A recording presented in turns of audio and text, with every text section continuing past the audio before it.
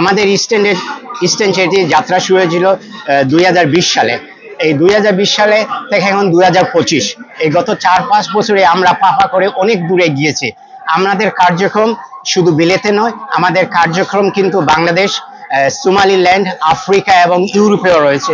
আমরা বিলেতে যে কাজগুলো করে থাকি, সাধারণত সেই কাজগুলো হচ্ছে, যে কার্যক্রমগুলো পরিচালনা করে থাকি, সেগুলো হচ্ছে community development, community cohesion, youth development, carbon reduction, women empowerment এবং হেরিটেজ ওয়ার্ক, এই কাজগুলো আমরা করে থাকি।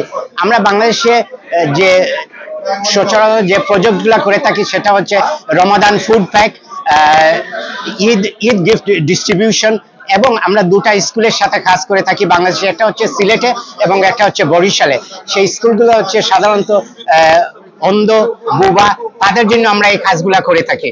আমাদের একটা দীর্ঘমেয়াদী আমাদের একটা পরিকল্পনা রয়েছে। সেই দীর্ঘমেয়াদী পরিকল্পনা হচ্ছে যে আমরা বাংলাদেশে সিলেটে একটি মাল্টিপারপাস আন্ডার প্রিভিলেজ বাচ্চাদের জন্য আমরা এডুকেশনাল রিক্রিয়েশনাল সেন্টার নির্মাণ করার জন্য কাজ করে যাচ্ছি।